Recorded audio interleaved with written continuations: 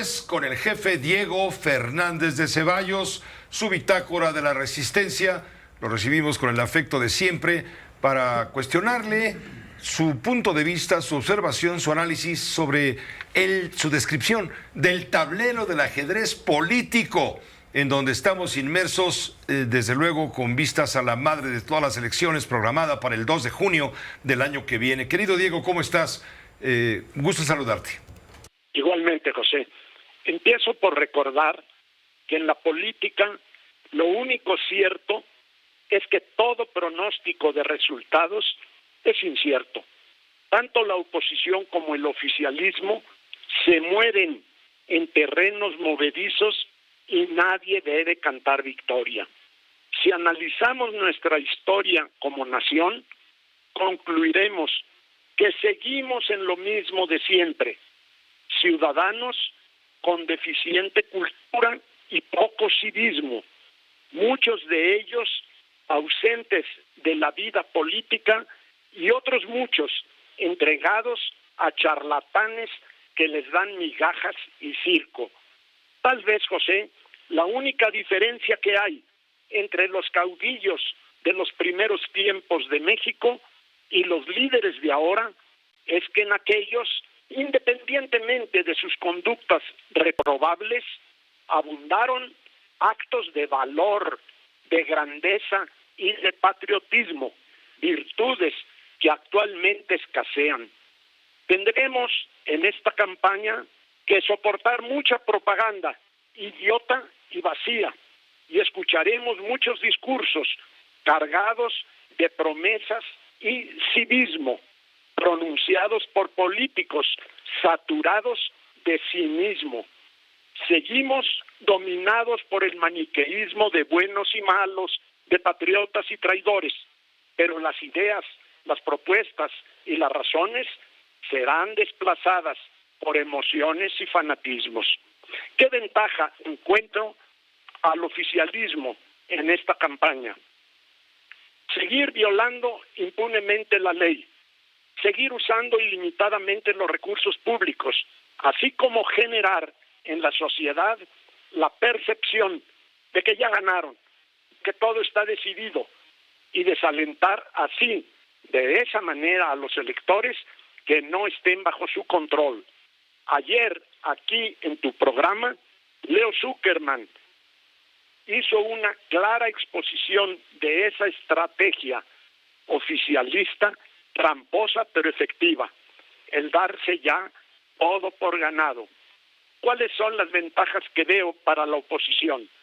En primer lugar, la calidad de su candidata Xóchitl Gálvez, que frente a la corcholata es simplemente como de pagar a quedar debiendo. Además juega en favor de la oposición el desastre nacional causado por este gobierno.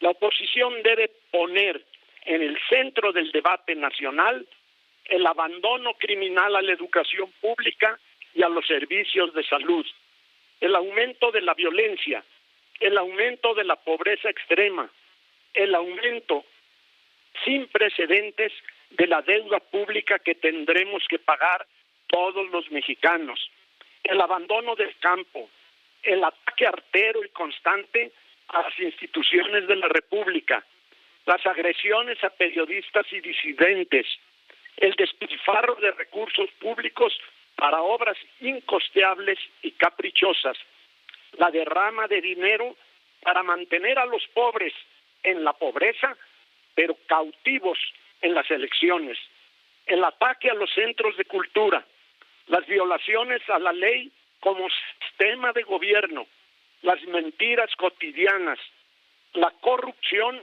desbordada, la absoluta opacidad en el uso de los recursos públicos y el dejar a su suerte a los enfermos, a las mujeres agraviadas, a 1 millón de guerrerenses azotados por el huracán.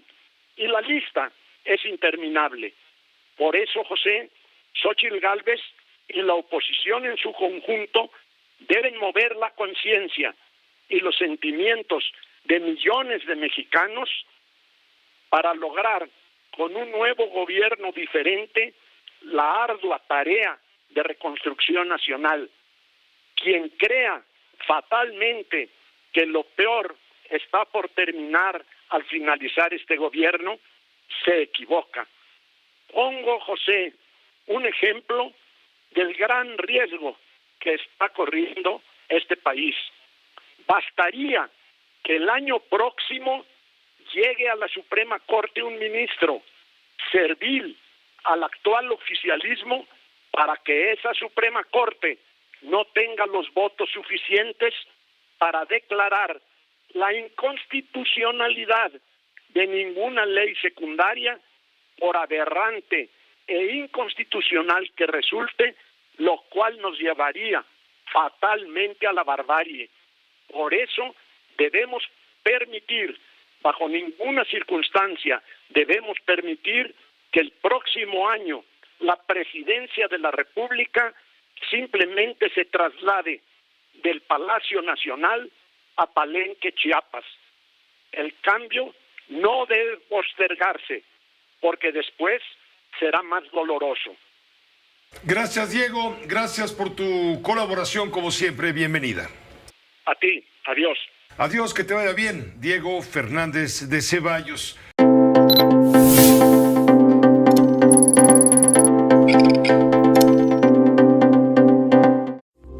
Esta fue una producción de Grupo Fórmula. Encuentra más contenido como este en radioformula.mx.